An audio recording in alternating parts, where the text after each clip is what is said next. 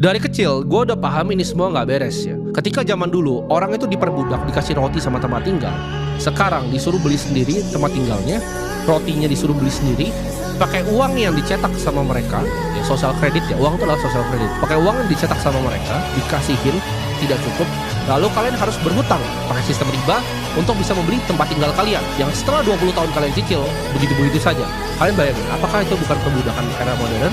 Bedanya, sekarang kalian punya ilusi kebebasan fisik. Jadi kita secara fisik itu nggak dirantai. Tapi apakah benar-benar kita tidak dirantai? Cara paling gampang untuk kontrol, ya kata kuncinya adalah kontrol. Cara paling gampang untuk kontrol seseorang adalah tebari ketakutan ke mereka. Kalau lu semua bilang lu bebas secara fisik, buktikan. Ketika 2020 kemarin apa yang terjadi di kalian semua? Kalian semua ketakutan, ditakut-takutin. Kalau kalian keluar tidak pakai masker, orang tua kalian bisa dalam bahaya. Sayangilah keluarga kalian, ya kan? Akhirnya kalian apa ketakutan? Kalian di rumah selama sebulan. Bahkan yang punya restoran tadinya nggak berani buka lagi karena ntar ditutup restoran.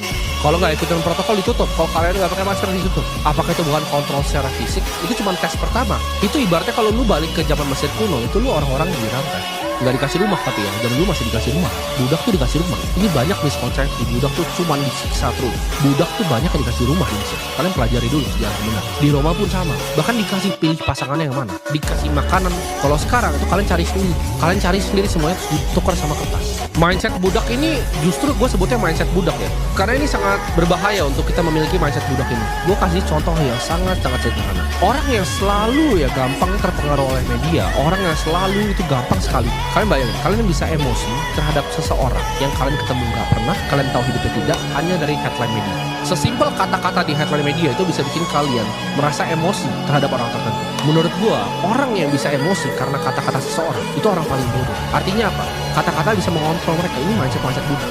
Ketika lu lihat misalnya di media, oh si A itu melakukan kejahatan ini, ya kan? Itu kan ditulis sama media, yang laporannya ditulis sama aparat. Ini satu sistem semua nih. Terus lu langsung tunjuk orang itu, oke, dia bersalah. Gue kasih tau di sini, semua lu di sana di belakang layar sana itu melakukan kesalahan. Lu bilang lu, oh saya tahu hukum. Apa yang lu tahu tentang hukum? Udah pernah lu baca semuanya? Gue kasih tahu, hukum itu sangat subjektif. Jadi semua itu bisa dibikin, tinggal kalian ditunjuk atau enggak. Contoh, kalau gue berteriak seperti ini, oh kelas menengah itu akan dihilangkan dan lain-lain, keluar dari mindset budak, mungkin orang-orang menganggap oh ini serius nih orangnya, subscribernya jutaan, bisa disikat. Dan kalau mereka tunjuk gue, pasti habis. Karena hukum itu bekerja seperti itu. Itu bukan kalian salah apa berpandingin, kalian ditunjuk yang mana. Tapi kalau kalian nih misalnya nggak ada yang dengerin, lo bikin instastory berteriak kebijakan begini, kebijakan begini, nobody gives a fuck. Karena hidup lu nggak penting, nafas lu nggak penting. Itu paham? Nah itu kebebasan di situ. Kalau lu nggak punya enough suara, lu nggak punya enough voice, lu nggak akan disentuh sama